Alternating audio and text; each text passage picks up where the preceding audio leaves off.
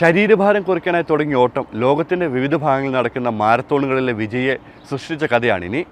തൻ്റെ 42-ാം വയസ്സിൽ മാരത്തോണുകളിൽ വിജയം കൊയ്യുകയാണ് ഫെമിൻ ട്രീസ. ഇതിനോടകം ലോകത്തിൻ്റെ വിവിധ ഭാഗങ്ങളിൽ നടക്കുന്ന 25ഓളം മാരത്തോണുകളിൽ പങ്കെടുത്തു കഴിഞ്ഞു ഈ ഓട്ടക്കാരി.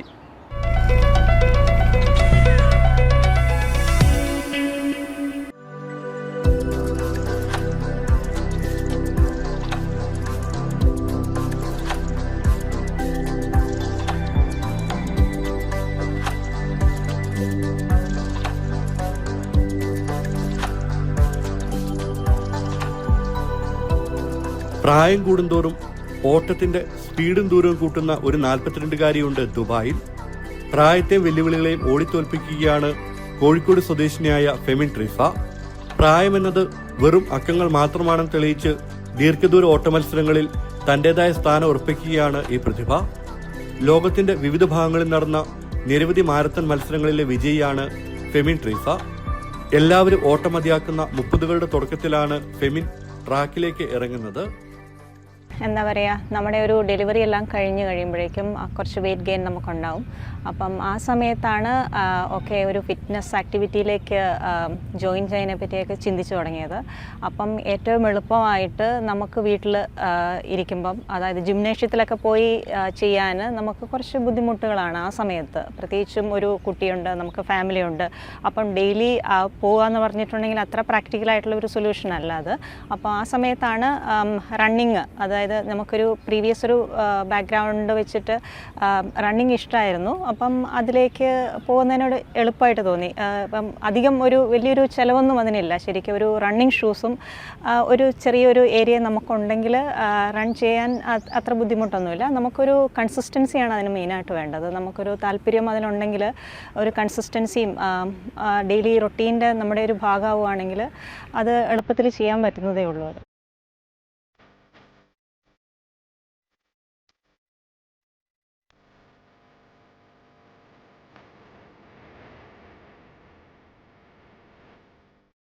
എഞ്ചിനീയർ എന്ന നിലയിൽ ഏറെ തിരക്കുള്ള ഔദ്യോഗിക ജീവിതത്തിനിടയിലാണ് ഫെമിൻ ഓട്ടത്തെ കൂടെ കൂട്ടുന്നത്. പിന്നീടത് ദിനചര്യയായി മാറി. കോവിഡിന് ശേഷമാണ് മത്സരങ്ങളിലൊക്കെ പങ്കെടുക്കാൻ തുടങ്ങിയത്. വർക്ക് പ്രഷറിൽ വർക്കിൻ്റെ ഇടയിൽ കണ്ടെത്തുക എന്ന് പറഞ്ഞിട്ടുണ്ടെങ്കിൽ അതൊരു ചലഞ്ചിങ് ആയിട്ടുള്ള ഒരു കാര്യമാണ്. ശരിക്കും നമുക്ക് വർക്ക് കഴിഞ്ഞിട്ട് വേണം നമുക്ക് ഈ ആക്ടിവിറ്റീസിലോട്ട് ഒക്കെ ഇറങ്ങിച്ചെല്ലാൻ. പക്ഷെ എന്നെ സംബന്ധിച്ച് ഈ റണ്ണിങ് എന്ന് പറയുന്ന ഒരു പാഷനാണ്. അപ്പം എനിക്കതൊരു എന്താ പറയുക, ബേർഡനായിട്ട് എനിക്ക് തോന്നാറില്ല. ഞാൻ എപ്പോഴും അത് എൻജോയ് ചെയ്തിട്ടാണ് ചെയ്യാറ്. ഇപ്പം വർക്ക് കഴിഞ്ഞിട്ട് എനിക്ക് റണ്ണിങ്ങിന് പോകാനുണ്ട്. അപ്പം അതാണ് എന്നെ ശരിക്കും ഒന്ന് ഹാപ്പിയാക്കി വെക്കുന്ന ഒരു കാര്യം ഈ വർക്ക് പ്രഷറിന്റെ ഇടയിലുമെല്ലാം. ഇന്ത്യ, UAE, UK എന്നിവിടങ്ങളിലായി 25ഓളം മാരത്തണുകളിൽ ഈ ഓട്ടക്കാരി പങ്കെടുത്തു കഴിഞ്ഞു. ഇതുവരെ ഞാനൊരു 20-25 മാരത്തണുകൾ പങ്കെടുത്തിട്ടുണ്ട്. കോവിഡിന് ശേഷമാണ് കൂടുതലും മത്സരങ്ങളിലോട്ട് പങ്കെടുക്കാൻ തുടങ്ങിയിട്ടുള്ളത്. പങ്കെടുക്കുന്ന എല്ലാ മത്സരങ്ങളിലും വിജയം കണ്ടെത്താനാവുന്നത് ഫെമിന്റെ പ്രതിഭയുടെ നേർസാക്ഷ്യമാണ്.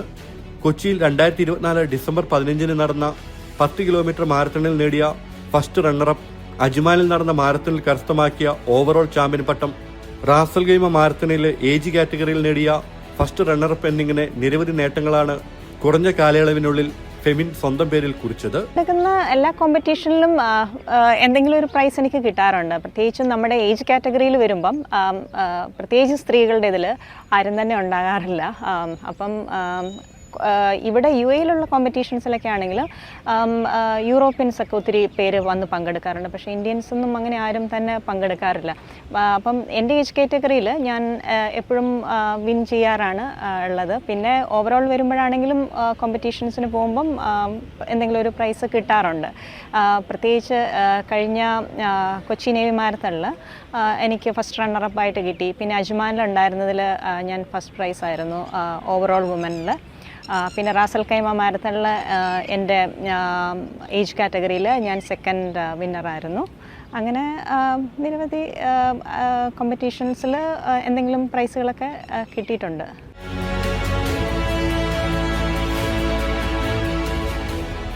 ദിവസേനയുള്ള കഠിനമായ പരിശീലനമാണ് വിജയരഹസ്യം. ജോലിത്തിരക്കിനിടയിലും അതിനായി സമയം കണ്ടെത്തും.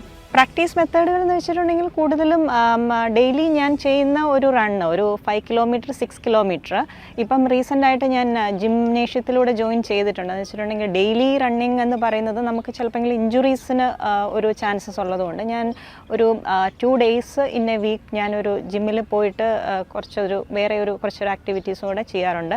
അത് നമ്മുടെ റണ്ണിങ്ങിന് കുറച്ചും കൂടെ ഇമ്പ്രൂവ് ചെയ്യാൻ നല്ലതാണ് നമ്മൾ മിക്സ് ചെയ്യുന്നത് ആക്ടിവിറ്റീസ്. പിന്നെ ഇൻ്റർവൽ ട്രെയിനിങ്സ് അതെല്ലാം ഒരു റണ്ണിങ്ങിനെ നമുക്ക് സ്പീഡിനും എല്ലാം ബൂസ്റ്റ് ചെയ്യുന്ന ആക്ടിവിറ്റീസുകളാണ് ഇൻ്റർവൽ ട്രെയിനിങ്സ് എല്ലാം.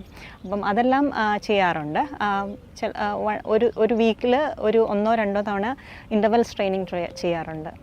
ഓട്ടം തുടരാൻ തന്നെയാണ് ഫെമിന്റെ തീരുമാനം. 42 കിലോമീറ്ററിലേറെ ദൈർഘ്യം വരുന്ന ഫുൾ മാരത്തൺ മത്സരം പൂർത്തിയാക്കുക എന്നതാണ് ഫെമിന്റെ അടുത്ത ലക്ഷ്യം. അതിനായുള്ള ശ്രമങ്ങൾ ആരംഭിച്ചു കഴിഞ്ഞു. ഡ്രീം എന്ന് പറഞ്ഞു കഴിഞ്ഞാൽ എനിക്കൊരു ഫുൾ മാരത്തൺ ചെയ്യണമെന്നുണ്ട്. അങ്ങനെ ഒരു താല്പര്യമുണ്ട്. പക്ഷേ അതിന് കുറച്ചുകൂടെ പ്രാക്ടീസും കുറച്ചും കൂടെ ടൈമും നമുക്കതിനു വേണ്ടി സ്പെൻഡ് ചെയ്യണം. അത് എത്രത്തോളം പറ്റുമെന്ന് അറിയില്ല ഇപ്പോഴത്തെ ഈ ഒരു വർക്കിൻ്റെ സാഹചര്യത്തിൽ നിന്നുകൊണ്ട്. അപ്പോൾ അതിനുവേണ്ടി ട്രൈ ചെയ്യുന്നുണ്ട്. സ്ത്രീകൾക്കുള്ള ഒരു ഉപദേശവും ഫെമിൻ നൽകുന്നുണ്ട്. ഫിറ്റ്നസ് എന്ന് പറഞ്ഞിട്ടുണ്ടെങ്കിൽ നമ്മളെല്ലാവരും നമ്മുടെ ഒരു റെസ്പോൺസിബിലിറ്റിയാണ്. നമ്മൾ ആഫ്റ്റർ ഏജ് ഒരു 30 കഴിയുമ്പോഴേക്കും നമുക്ക് ഫിറ്റ്നസ് ആണ് ഭയങ്കര ഇമ്പോർട്ടൻ്റ് ആണ്. പ്രത്യേകിച്ചും സ്ത്രീകളൊക്കെ എന്ന് പറഞ്ഞിട്ടുണ്ടെങ്കിൽ നമ്മൾ വീടിൻ്റെ ഉള്ളിൽ വർക്ക് കാര്യങ്ങൾ, കുട്ടികളുടെ കാര്യങ്ങൾ, ഫാമിലിയുടെ കാര്യങ്ങളൊക്കെ ആയിട്ട് ബിസി ആയിട്ട് ഇരിക്കുമ്പോൾ നമ്മൾ നമ്മുടെ കാര്യങ്ങൾ മറന്നു പോകുന്നൊരു സിറ്റുവേഷനാണ് ഉണ്ടാകുന്നത്. അപ്പോൾ അതിലെന്താണെന്ന് വെച്ചിട്ടുണ്ടെങ്കിൽ നമ്മുടെ കാര്യത്തിന് വേണ്ടിയിട്ട് മറ്റുള്ളവരാരും നമുക്ക് വേണ്ടിയിട്ട് കടന്നു വരില്ല. അപ്പം നമ്മുടെ കാര്യം എപ്പോഴും നമ്മൾ തന്നെ നോക്കണം. വീടുകളിൽ ഒതുങ്ങിയ വനിതകൾക്ക് മാതൃകയായി ഫെമിൻ ട്രീസ ഓട്ടം തുടരുകയാണ്.